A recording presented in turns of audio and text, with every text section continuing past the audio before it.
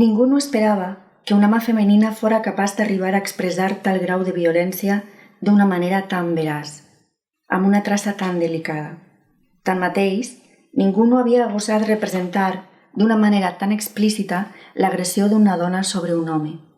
Per les venes de la Gentileschi corria pintura, i en una època en què una jove ultrajada es considerava pura mercaderia danyada, l'artista transformà les ànsies irreprimibles de castigar i lesionar el seu violador en la representació d'una revenja sense pal·liatius.